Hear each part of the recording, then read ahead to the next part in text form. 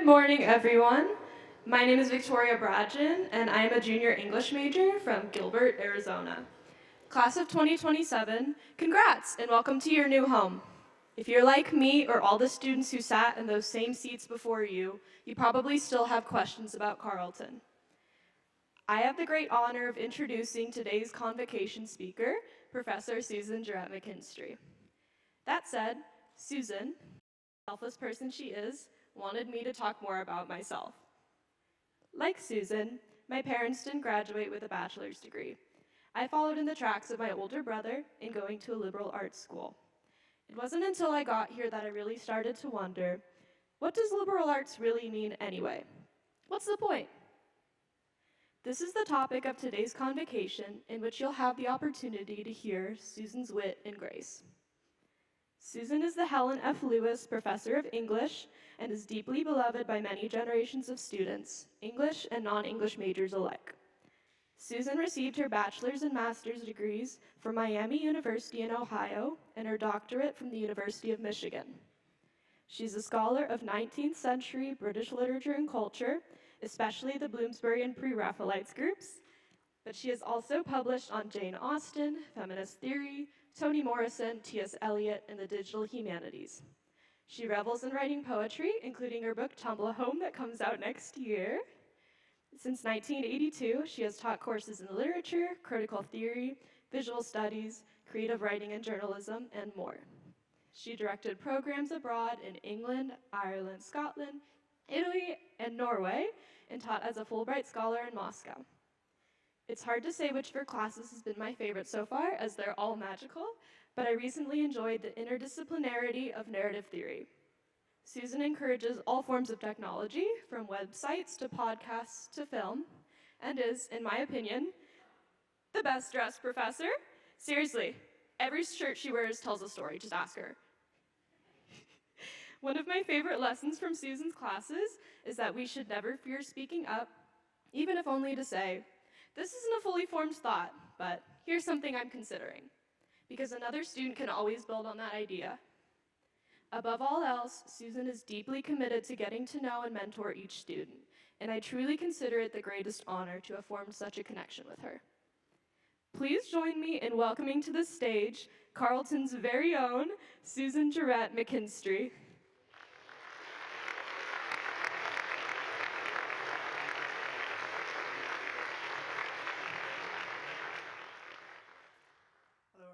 Thank you, Victoria, for that generous and sort of intimidating introduction. I feel like I have a lot to live up to now, and I'll do my best. Victoria also has amazing stories to tell, including what she's been doing for this summer, so I hope you ask her and get to know her a little bit. Welcome to all of you, and a particular welcome to the class of 2027, an extraordinary, diverse, inventive group of people gathered from around the world to learn together over the next 4 years. Please raise your hand if you're a frosh. Hello, welcome. I like that hesitation. Are we? I don't know. Can we raise our hand? That's the first test. Raise your hand. Each of you is enrolled this term in one of the 38 A&I seminars offered in 26 academic disciplines and interdisciplinary fields. Congratulations on choosing among such a buffet of options. Have you thought about the title of Carleton's single shared required course, Argument and Inquiry? I used to wonder why it wasn't called Inquiry and Argument. Don't we start with the questions and then explore answers to formulate an argument? But as I thought about it, I thought maybe beginning with argument highlights the process. We may start by thinking we know the answer. As we ask questions, we find the more we ask, the more we need to inquire into what assumptions formed our argument in the first place, from argument to inquiry, from answers to discovery. In case you think professors know all the answers, I always begin with questions. I came to Carleton with a shiny new PhD and no liberal arts college experience, and it has been a steep, dizzying learning curve. What did I want to know as a frosh at the beginning of my own college experience at a distant state university where everyone else seemed to come with 1 or maybe 2 majors already declared? I would have wanted to hear that I was opening doors with each decision, not closing them. I would have liked, reassurance that it would turn out to be a good story with a compelling middle and a happy end, worth the time and the investment. We all love a good story. So how might I tell that story to you? You can see my method. I listen, I inquire, get ideas, and wonder. So I think my story today needs many voices and perspectives. I asked some Carleton alumni from many decades who work in different careers this simple question: why do stories matter in your field? I was so moved by their answers that I will share them all with you today. I wish they could be here in person. A few of them are. They are amazing, curious, generous people. But look around you. I mean, literally, look around you for a second. You are part of a community of people like that: students, staff, townspeople, faculty, and visitors, all of whom you will talk with and learn from as you craft your own story. So here's the first alumni voice.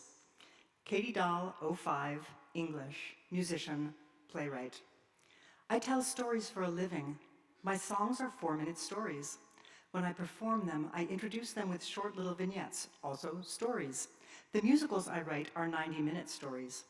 The thousands of stories I have heard from other songwriters and playwrights over my lifetime have been among my strongest anchors and wisest teachers, and that's why I wanted to tell stories in the first place. As you puzzle over Carleton's graduation requirements, you probably notice that instead of specific disciplines, Carleton's liberal arts requirements ask you to explore broad cross-disciplinary categories such as global citizenship and quantitative reasoning, as well as 6 areas of curricular exploration that include social inquiry, lab science, and arts practice. No wonder I called the A&I seminars a buffet. The liberal arts at Carleton are designed to give students a taste of different disciplinary and interdisciplinary methods and approaches to let you hear stories across divisions and discover new possibilities and outcomes. Here's your second alumni voice, Matthew Zimmerman, 82, English, film, AV production manager, White Center, musician, recording engineer. Presenting concerts and events at Carleton's Crackham Performance Hall means meeting an incredible array of diverse and amazing guest artists and student performers. One thing never changes. Everything and everyone has a story, a beginning, a middle, and an end, just not always in that order. Silent and listen have the same letters. I have found that the most important way to honor our guests and to guarantee a meaningful event is to ask to hear the story while taking the time to listen to its meaning.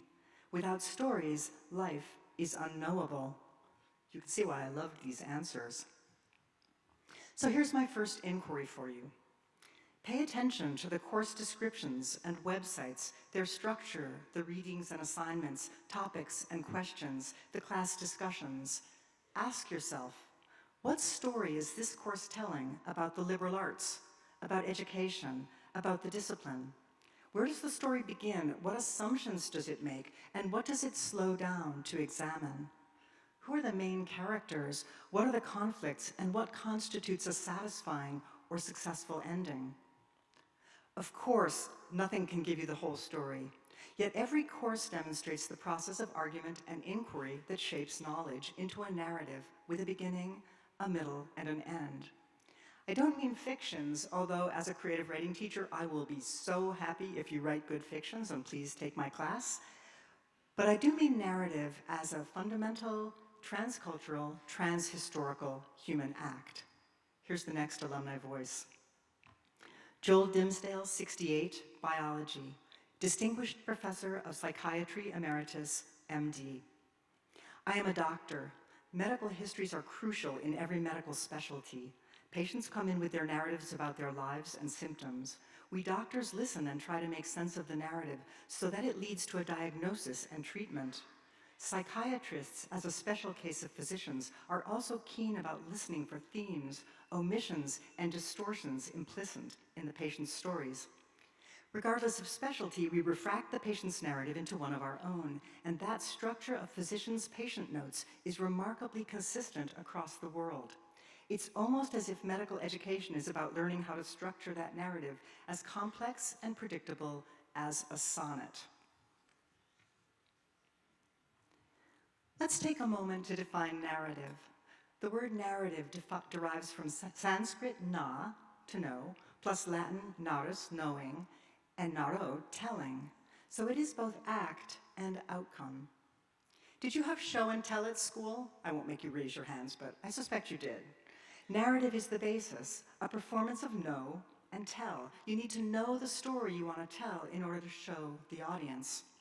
Historian Hayden White calls narrative a solution to the problem of how to translate knowing into telling, and he claims that story forms not only permit us to judge the moral significance of human projects, they also provide the means by which to judge them, even while we pretend to be merely describing them.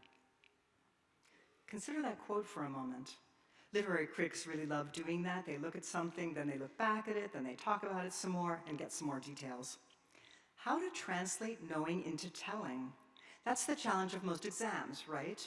Solving a math problem, creating a data visualization, listing the 8 stages of psychosocial development, or the 4 elements of democracy can all result in a correct answer. Yet White's use of the term translate reminds us that knowing and telling are different and that it takes work to connect them. The act of writing highlights that process. Each A&I seminar in any discipline is a writing-rich course designed to teach you how to translate what you are learning into telling it effectively for that discipline, and ideally as an example of good college writing. I really love that quote. As White points out, narrative forms that seem descriptive and objective, think lab reports, graphs, even history descriptions, are shaped by and shape human judgments. Here's your next alumni voice. Samantha Chow, 16, English chemistry. Chief resident, emergency medicine, MD, HEC. Stories are possibly the only things that matter in medicine. Being a physician is a calling to care for other people. How can we care for others if we don't listen to their stories? We are constantly sorting through vast amounts of new data and information about our patients and squaring it with the countless pieces of medical knowledge that we accrue through our training. But none of these things matter if we can't place them in the context of the patient's story. And Sam goes on, and I can't forget the providers themselves. Stories are everything, stories of people's success and people's failures. We need opportunities to lay out the narrative of a patient's care in order to reflect on what could have been done differently. Stories can be inspiring, funny, or heart-wrenchingly sad, but sharing them is such an important way of connecting with one another about the insane and devastating things that can happen in our workplace.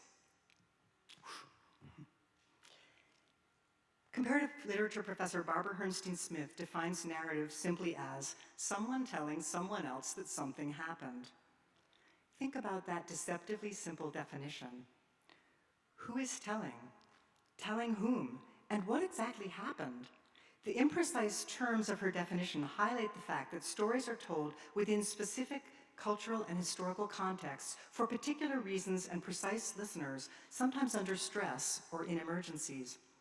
What matters is the shared act where, as Herrnstein-Smith writes in one of my favorite quotes, participation in the narrative transaction is sufficiently in the interest of each party to win out over all currently competing activities for both of them. Let's think about that. Why do stories win out? Why do we listen to narratives or read them or tell them? Literary critic J. Hillis Miller, in an essay helpfully titled Narrative, asks, exactly what psychological or social functions do stories serve? Just why do we need stories? Why do we need the same stories over and over? Why is our need for more stories never satisfied?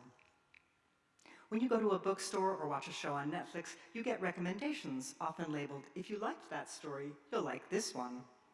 We hunger for remakes and sequels and prequels of the same story. 7 Mission Impossible stories so far, 5 Indiana Jones movies. But why? Hillis Miller's essay concludes, in fictions, we order and reorder the givens of experience. We give experience a form and a meaning, a linear order with a shapely beginning, middle, end, and a central theme. With fictions, we investigate, perhaps invent, the meaning of human life. That's a lot. Psychologist and psychoanalyst Roy Schaefer agrees, claiming that we are forever telling stories about ourselves. The self is a telling. Other people are constructed in telling about them. We narrate others just as we narrate selves. Personal development may be characterized as change in the questions it is urgent or essential to answer. In other words, like writers creating characters, we tell stories and other people's stories to try on possible selves. So here's my second inquiry for all of you. As you listen to people's stories, ask yourself, what self is this person constructing with this story? What are their urgent questions? How does my role as listener change the story they're telling? How do I retell others' stories and revise my own? Here's your next alumni voice, Amy Bevilacqua, 89, English, Film Studies, Managing Partner, Green Street Impact Partners. Stories and the way you feel when someone tells one to you are pretty much the only thing you remember. I lead a network of female investors in education, and as I try to create a culture of being vulnerable with each other and actively extending ourselves to help each other, I'm aware that when I introduce myself and tell my personal story, it's a fragile opportunity to leave someone feeling connected and curious. So think about your college admissions essay, a job application, or your first conversation with new friends. With each narrative, we continuously revise ourselves as we translate experience into knowledge. J. Hillis Miller writes that narrative may affirm, reinforce, even create the most basic assumptions of a culture about human existence, about time, destiny, selfhood, where we come from, what we ought to do while we are here, where we go, the whole course of human life. That's a bold statement. And maybe you noticed that he provides three options. Narrative may affirm, reinforce, even create basic cultural assumptions.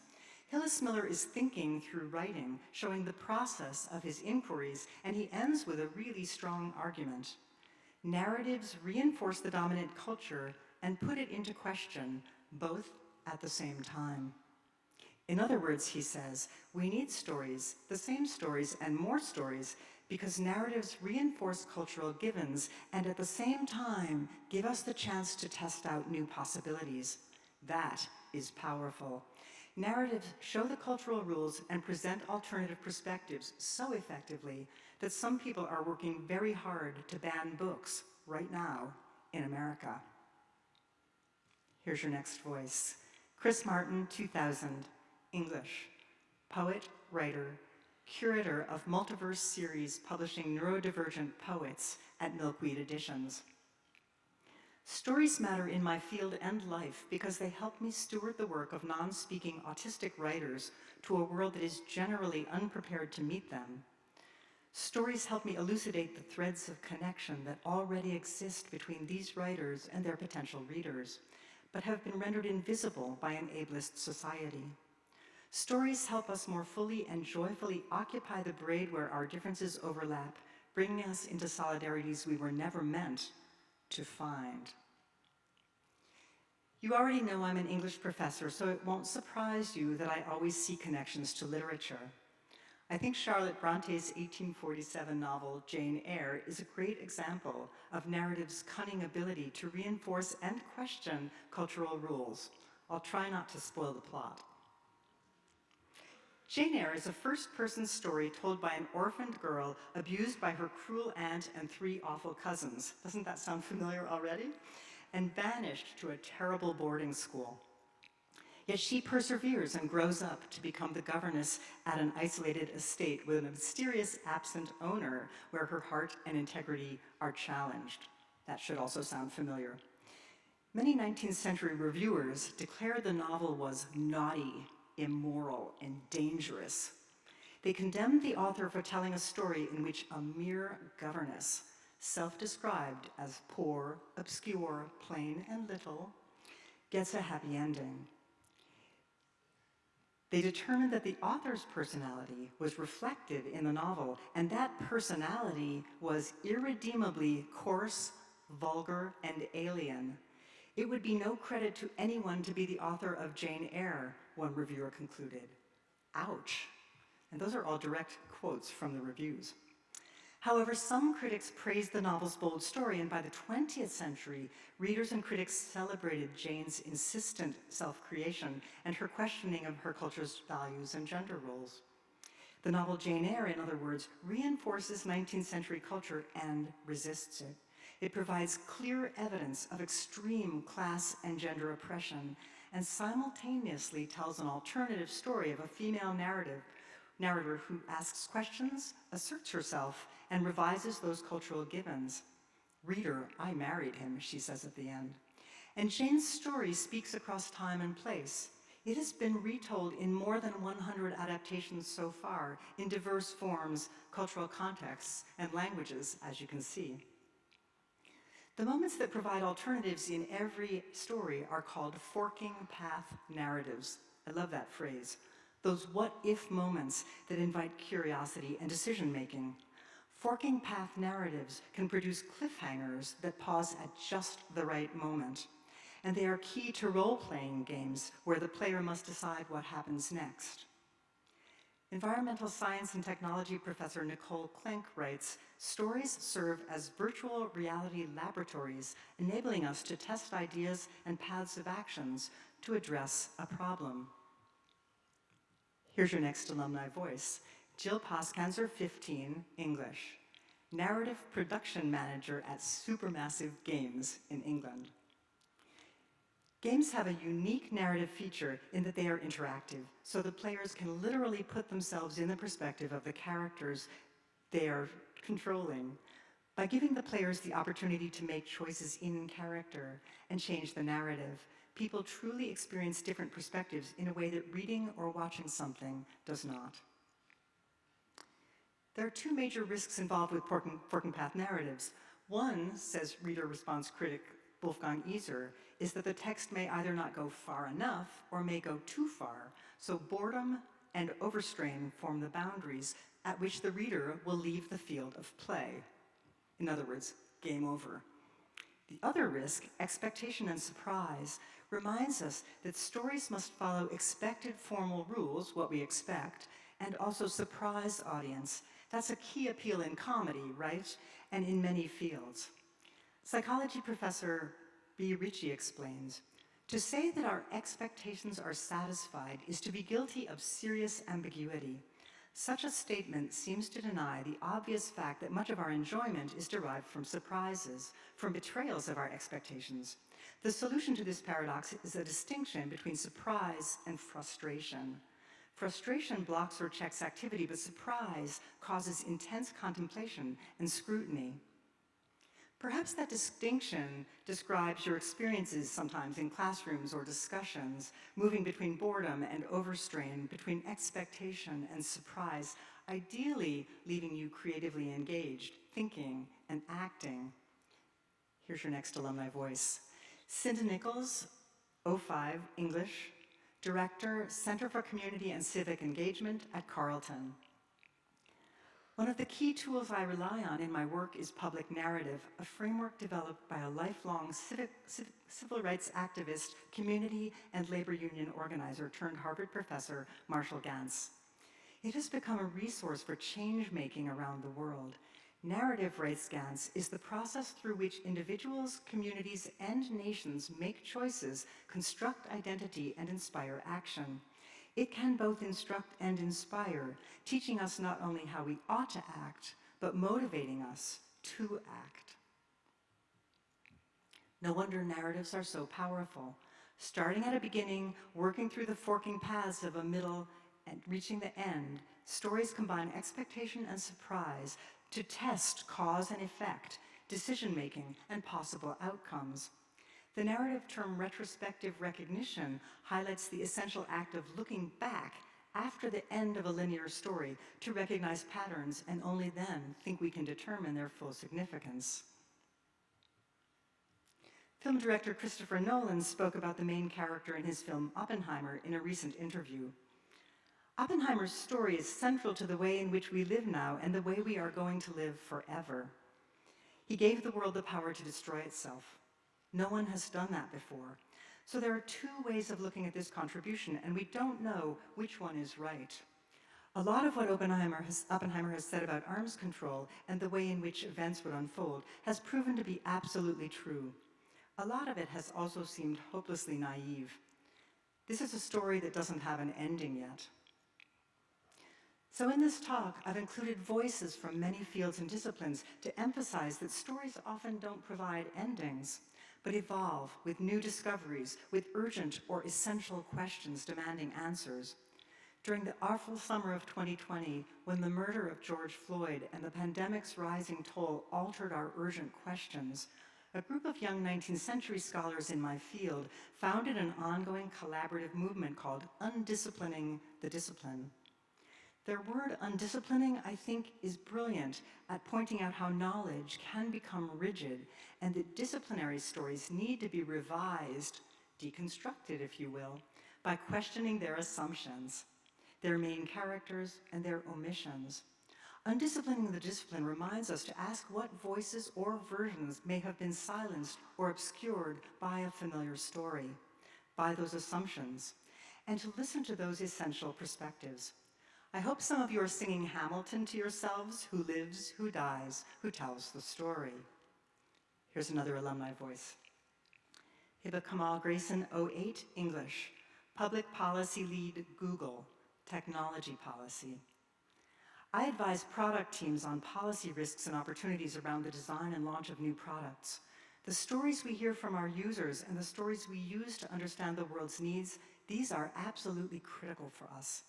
These stories help us identify and answer key questions such as what values are embedded in the emerging technologies we all use every single day? How can we ensure that these technologies are deployed responsibly and serve as many people as possible? What great questions, right? So here's my final inquiry for you. As you read anything, follow the news, listen to political speeches, hear songs, see art exhibitions, plays, or movies, you might ask yourself, what question is this narrative trying to answer? Why might audiences at a particular time or place find this narrative compelling? What cultural or social values does the narrative seem to reinforce? Do my values or beliefs differ? What other perspectives might enhance or change the story? All stories, personal, national, and global, are told in specific historical and cultural contexts, and those stories in turn shape individuals, their perspectives, and the world. Literary theorist Stanley Fish uses the term interpretive community to define a group formed by shared assumptions and strategies. Each course you take creates an interpretive community. You learn the particular terms and methods of the subject, you develop a specialized understanding of the way to work, you get more in-class discussions, and then you tell what you know in lab reports, math proofs, art critiques, essays, and other narrative structures that reinforce that interpretive community's values and knowledge. Cultural anthropologist Victor Turner makes the same point with his wonderful term, star group. I really like that term. The social group to which an individual owes allegiance. Turner explains that we all belong to multiple, sometimes competing star groups, and some tragic situations arise from conflicts of loyalty to different star groups. Think Romeo and Juliet, perhaps, or work-life balance, or American politics. The terms interpretive community and star group prove that shared stories shape our individual and cultural perspectives, and the benefits are evident. In class, you can learn to argue like a philosopher and observe like a geologist. But powerful interpretive communities might also produce master plots that enforce existing structures in order to inhibit or silence other narrative options. The stakes are high. Think about the echo chambers of misinformation and their real-world results. Narratologist H. Porter Abbott sees national culture as a complex weave of numerous, often conflicting master plots, and his solution is more stories, because the representation of conflict in narrative provides a way for a culture to talk to itself about and possibly resolve conflicts that threaten to fracture it or at least make living difficult. Notice that he has a culture talk to itself, just as we all do. Narrative, with its forking paths and diverse perspectives, helps a culture articulate its conflicts, question assumptions, test out possible decisions, and perhaps revise the endings. Here's another alumni voice, Ellen Byron, 98, English, Deputy Coverage Chief of Business News for the Wall Street Journal. Every day in journalism, we chase the untold story. When that story becomes well known, we look for new narratives, fresh voices, overlooked or unknown characters, and aim to represent those elements as thoroughly, fairly, and neutrally as possible. So let's go back to our original 3 questions. Why do we need stories? Because they structure random events into meaning.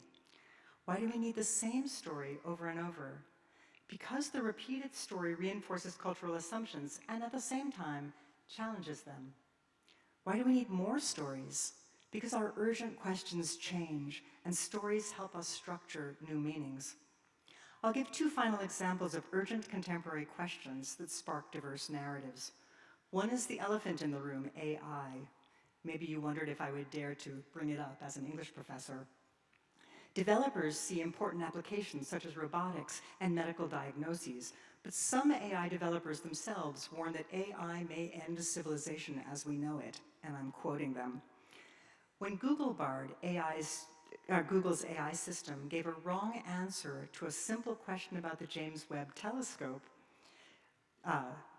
astrophysicist Grant Tremblay responded, "A major problem for AI chatbots like ChatGPT and Bard is their tendency to confidently state incorrect information as fact. AI systems frequently hallucinate, that is, make up information, because they are essentially autocomplete systems." I want you to think about how your phone does with autocomplete and just kind of have that in your mind. Technology writer Tiffany Hugh covers AI hallucinations such as fake biographical details and mashed up identities, which some researchers call Franken-people. I love that computer scientists personify AI with the word hallucinate. That is scary. And I want to point out that AI skips the process of inquiry and argument that I've been highlighting as an essential component of knowledge. AI will be a useful tool, but the story it tells might be wrong. That's alarming enough. But more critically, it is not your story. It doesn't encompass your arguments and inquiries, your experiences and discoveries. Don't you want to tell your own story and have agency over your own narrative? Here's the final alumni voice, Joe Andrews, 87, English. VP of Global Brand Strategies, Thomson Reuters, retired. Twin Cities actor, singer, director.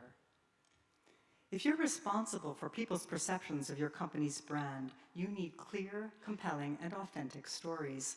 A clear brand story serves as a litmus test.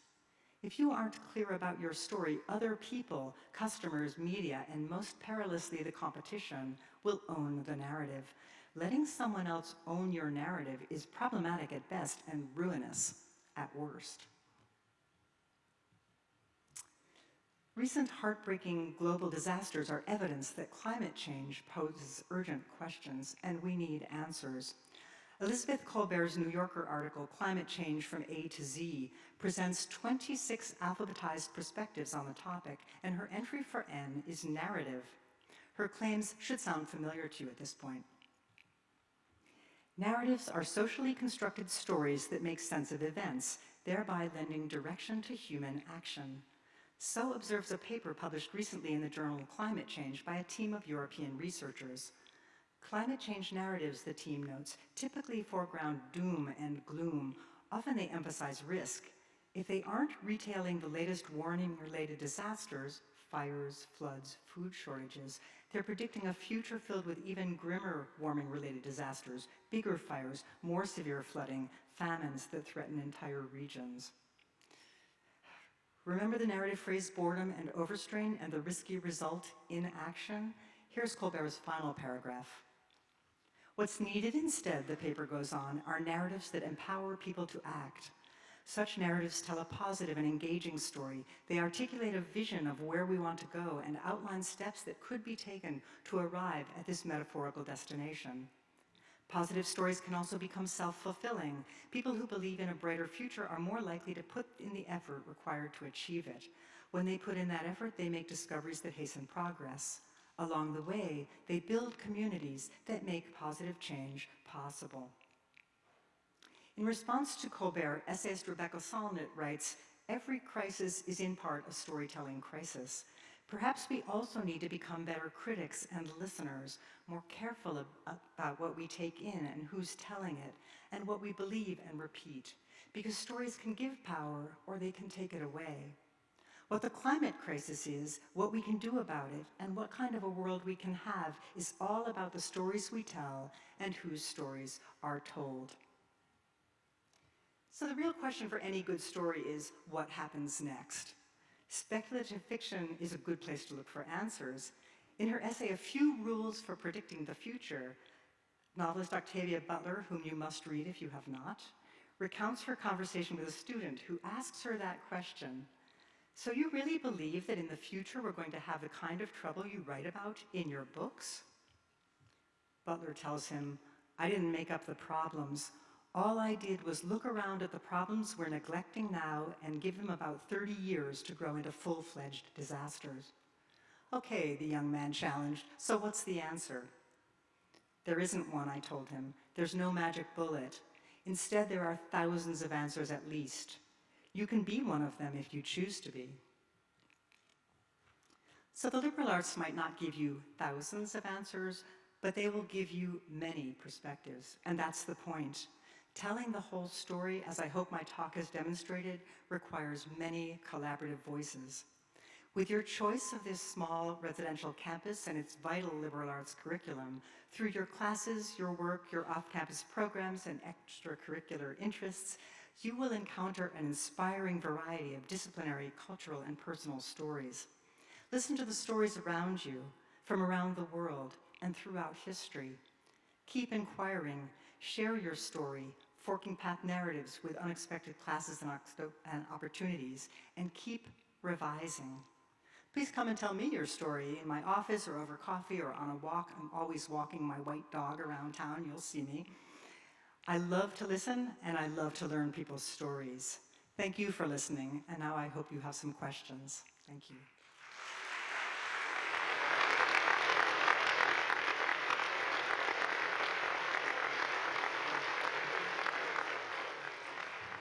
Thank you very much. Excuse me. Thank you, Susan, very much for that presentation. Thank you all for being here. As Susan mentioned, we're going to have some Q&A time in a second, but I just have a little housekeeping to take care of first. If this is your first convocation, welcome. Please don't let it be your last convocation. How can you get involved? Go to the Convocation webpage, and you'll see where you can suggest speakers, where you can sign up for luncheon. We're going to talk about that in a little bit more. Also, there's a nice Trip CE link to questions for the upcoming speakers that you can use for this or for the luncheon, which we're going to talk about in a second. But there's some things down the page that aren't there that you can be involved. Like Victoria, you can be a student introducer. I think I just popped my P, as a matter of fact, when we're talking about that. So please talk to me. My contact is on the page. If you see a speaker and you're like, I would love to introduce that speaker, please contact me. We always need student introducers. Also, crowd managers. I forgot my lanyard. It's over there someplace, but for crowds this size, we need crowd managers to help in the case of an emergency. Please talk to me about training for that. Apart from that, it's the luncheon. So after this, we're going to have a luncheon. It's a RSVP, but we have lots of openings. If you'd like to come, I shouldn't say lots, we have a few openings. Please talk to me afterwards. We will have some deliciously flavored chicken, as well as quinoa loaf garden salad, Minnesota wild rice pilaf, dinner rolls, key lime bars, yum yum, as well as beverages. So please talk to me about this if you'd like to join us today. Otherwise, go to the page, find a speaker, find all the speakers, RSVP for the luncheon. I think it's now time for Q&A with Susan. Who would like to start us off? Question or comment? I will bring you the mic. The first question is always the hardest. And after that, it opens up and everybody has a question. Okay, here we go. Hi, Susan. Thanks so much for your talk. Can you say why you selected that J.W. Turner painting as your first intro part? Thank you, David. I selected a painting by Turner that is evocative without telling any clear story. It's called Snowstorm. What is it? Can we go back to it? Yes, I can. Close your eyes for a sec. I'll make you dizzy. There we go. J.M.W. Turner's Snowstorm Steamboat off of Harbour's Mouth, 1842. I'm particularly, absorbed with 1842 because the group I study started in 1847. I just love that period. Jane Eyre was from 1847. But I also wanted something that seemed to be telling some sort of story, but you cannot tell what story it is by looking at it. It doesn't show really well here, but it's an utterly spectacular painting. And the story is that Turner had himself lashed to the mast of a boat in a storm so that he could see what it actually looked like to be in the middle of that intensity so that he could paint it. So, David, there are so many reasons I picked that picture, but I really love it. Did you find it sort of strange and wonder what in the world it had to do with what I was going to talk about? I hope so. All right. Oh, here we have a couple. Why did you or how did you choose your alumni voices, like the people that you asked? That's also a great question. There are so many to choose from that it was really hard. As you can see from what people are doing, they are really busy. They're living very busy, complicated lives. So I tried to pick people I knew well enough to not feel completely embarrassed to ask them for a little bit of time. And I also wanted people with a great range of professions that they were in now. So notice that there's nobody who's an English professor, even though I know many people who've gone on in fields that are more apparent or likely. And with all of them, I wrote a very apologetic note saying, give me a sound bite or just, like a couple. And they spent so much time and thought on it. One of them, the emergency room resident, wrote this beautiful 2-page, you all want her to be your doctor, right? This 2-page sort of description of what that means to be at that unimaginable for me moment of stress, trying to make sure you hear somebody's story correctly and write it down in the correct terminology. So, frankly, I picked people that I wasn't completely, I knew they would say no if they couldn't, but I also knew them well enough to know they were doing really interesting work, and then I was just stunningly moved by their answers. And if you're in the ANI seminars, your professors actually have those answers and can share them with you. If anyone else is curious, I'm glad to share them with you. They were moving, and a couple of them are working here on campus. Matthew and Cinda, you could ask them, to talk more about it. Poor Matthew, I ran into him in the White Center and said to him one day, I'm working on a talk on narrative, and he immediately said this amazing thing. I said, you've got to write that down and give it to me. So, yeah, that was actually the easy part. And if you can't come up with another question, say to somebody, why do stories matter in your life? And see what happens. It's a great conversation starter. Hello. So I'm currently in literary revision ANI. So this is kind of when you were talking about retelling narratives. This is my question on that. What is the continued necessity of retelling and rephrasing stories? How does this continue to further our contemporary culture today? Wonderful question. And I hope in some ways I answered a little bit of it, which is to say, when we even say something like the same story, like literary revision, what is the same story? What are the elements that make every Jane Eyre the same Jane Eyre? We're making a decision about that. So I think revision is sometimes an act of the writer wanting to go back and think about another part, like the Wide Sargasso Sea, which is written from the perspective of the mad woman in the attic, Bertha Rochester, rather than Jane. Or, the writer is kind of exploring some part of the story that they didn't hear told enough. And I also think we, as a contemporary audience, want to hear it again because we have different questions. We have different urgent questions. Jane Eyre going from being immoral, and shameful and embarrassing to being kind of a role model for people. Because of that novel, there were governesses, benevolent institutions formed partly by Charles Dickens that helped care for governesses who could no longer work because Jane suffers for a while. I won't tell you anymore. I think I'm giving away too much of the plot.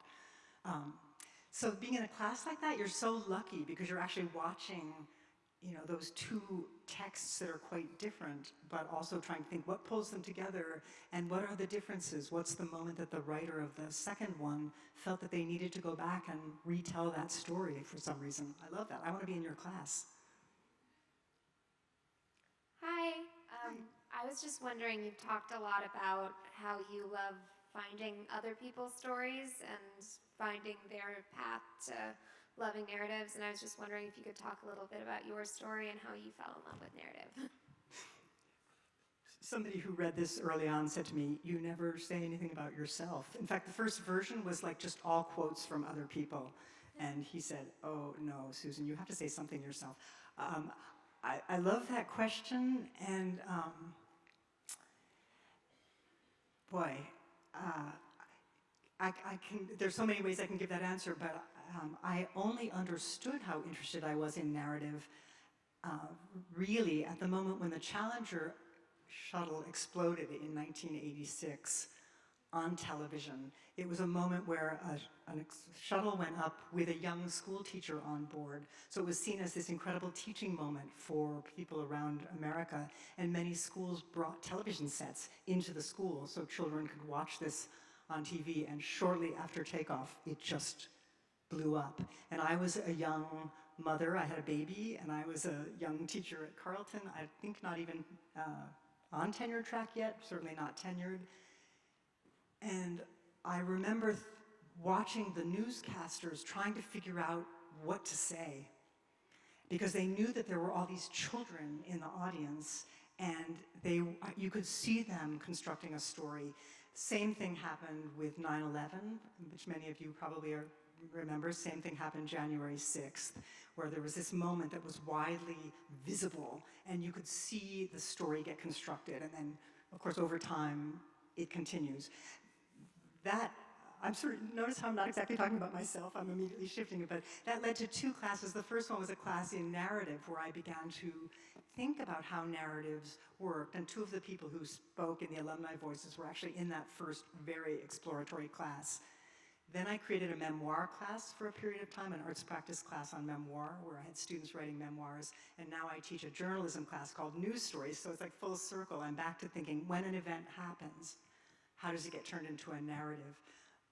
The other side I'll give, maybe a little more self-revelatory, is I feel like I have been so lucky to teach at a liberal arts college because if I get really curious about something, the provost or dean is often willing to let me try it out, and my department is willing to let me try it out. And there are places like A&I seminars where faculty can explore ideas that are sort of, in process, the way Victoria said at the beginning, I have a half-formed thought, I want to see what happens.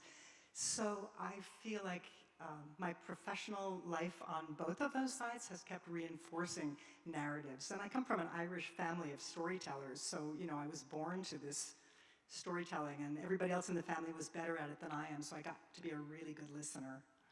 So.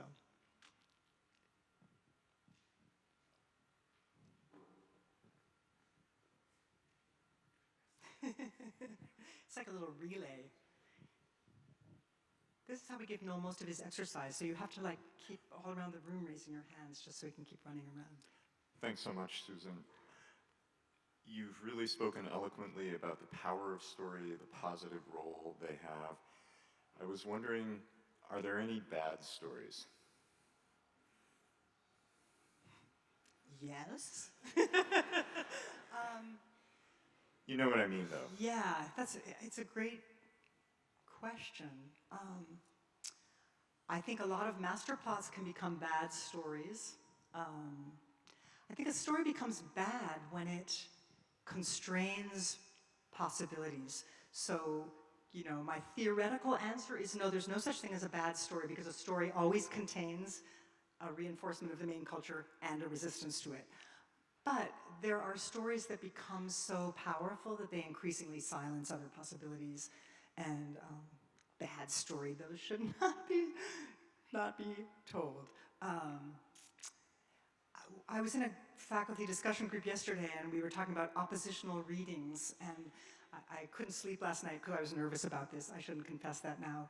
But I was thinking about that, and I believe that every story, even what look like really powerful stories, always have embedded in them actually oppositional readings, like other voices that you become increasingly aware of. And back to the revisionary writing class, part of what happens is we look back at something and think, wow, that story neglected this part, or that story seems so monologic. We don't want that. How else can we see it? So they can be, yes, they can be extraordinarily dangerous. The witch trials in Salem, yep, bad stories, but they were actually trying to explain something about female power that they couldn't understand, leading to a really great novel called The Power. So just, if you're curious, go for it. Yeah, interesting question. Adding on to the previous question, you make the point that more stories are always better, but are there times when stories can crowd each other out and actually create confusion or other issues? Terrific question. There were a series of articles this summer, one of whom I had quoted, and I finally took it out, but it's about the danger of stories and sort of too many stories, and even the Colbert's, Climate Change from A to Z says, too many stories about doom and gloom crowd out the possibilities, because we just begin to think, why should I even bother recycling this piece of paper? We're doomed. So yes, and I think, the younger among you, everybody practically in the room is younger than me, so I don't mean very much by that, but the younger among you have grown up in a world with such a barrage of stories coming at you all the time. I hope that sorting through that is part of beginning to think, who is telling this story? Why are they telling it? Why are they telling it now? One way I phrase that is, what is their urgent questions? But another way to think of it, this is sort of back to Bill's question, a bad story is one that's trying to force people into a very particular kind of action, perhaps. So does that make any sense? Maybe thinking about when stories are crowding other stories out, like what are they trying to do? What are they trying to accomplish? I think there are many things I love about the liberal arts. You can tell I became a complete convert within not too long after being on Carleton's campus. I thought, this is really fun. But one of the things I like is we really believe we're sending you out not with, a checklist of the 6 skills you need to survive in the world, but question. At least I think we're teaching you to ask a lot of questions. So, who's telling that story? What do they have to gain by telling it in the way they're telling it? We're entering a very long, the American endless political stage, and it's a good time to ask yourself, who's telling stories for what reason, and what stories are being crowded out, and how do I find those stories? You're asking terrific questions. I want to meet you all personally. Okay. Susan, thank you so much for this wonderful talk. It's really a beautiful encompassing of what a liberal arts education can be. I want to force you back to talking about yourself. You're so modest and you evade that very well. But I don't know if your students know, they probably do, that you have 3 children.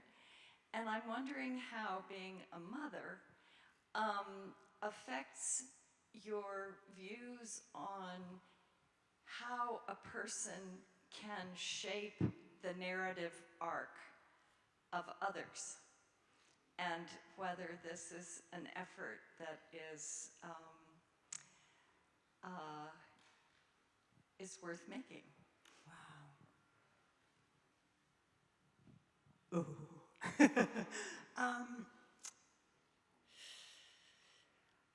Yes. Well, shape. It's an effort worth making, because I think that this is very funny to be saying. Some of you who are frosh, I think, oh my gosh, this is funny to say this in front of you, but I think we do have 3 children that we completely adore. They're very different from one another. They all live quite far away, but they love coming back here, so I think it's not our fault. And they are doing really interesting things in the world, and they all really love one another. And seems to me that I wanted to shape them in terms of being curious, open people intellectually and emotionally, but we didn't have expectations that they should be a particular thing or do a particular thing. So the word shape, you can see I'm sort of wrangling that.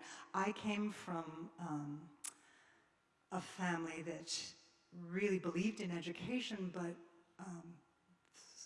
sort of didn't think much about me going to school. I have two older brothers. They were both supposed to go to college. One of them was supposed to become a doctor. And I was like, you know, I seemed to like school. I could keep going. But when I went to graduate school, my mother actually said to me, "Has no one asked you to marry them yet?" And I thought, okay. So, you know, she just assumed, given her cultural world, that I would become a wife and mother, that seemed like the thing I would do. And, you know, lucky me, I did. And I also became a college professor. And I think the world has made that much easier. You see, Mary Liz, I'm shifting away from your question again. But, so I think everything, I go right back to Victoria's introduction. I'm so interested in hearing other people's stories that I didn't feel like my job was to shape my children's stories into something particular.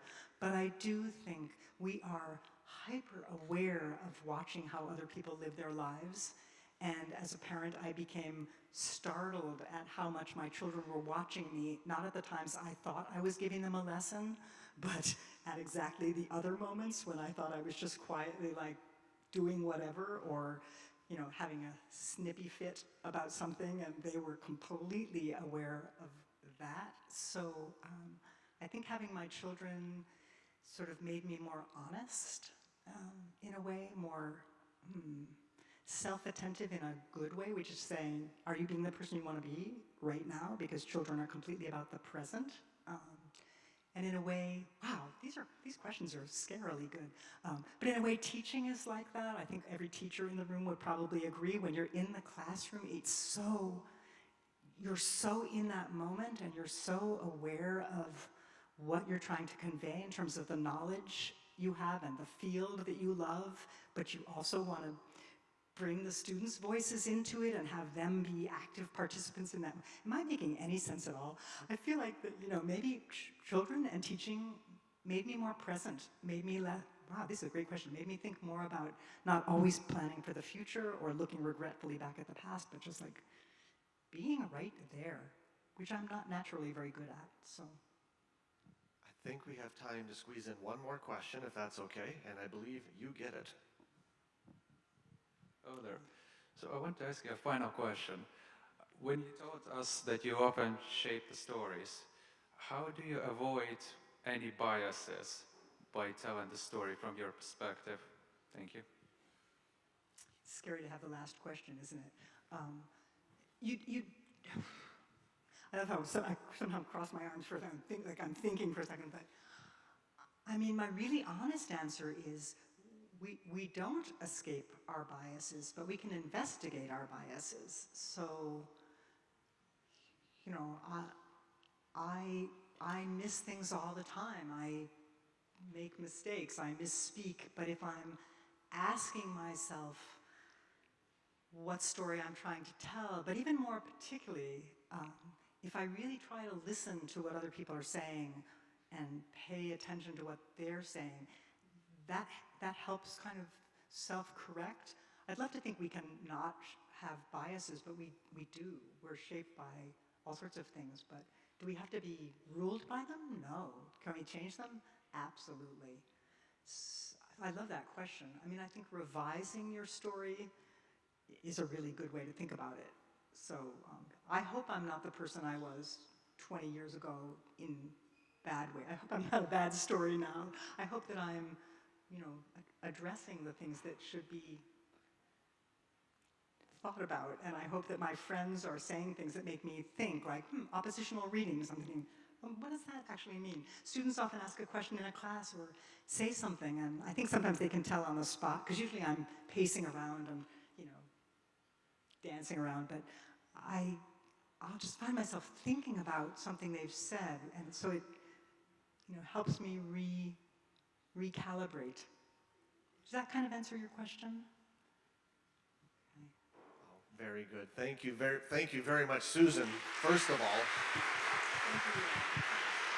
And thank you all for being here today. We hope you enjoyed it. Don't let this be your last. We'll see you at Convo.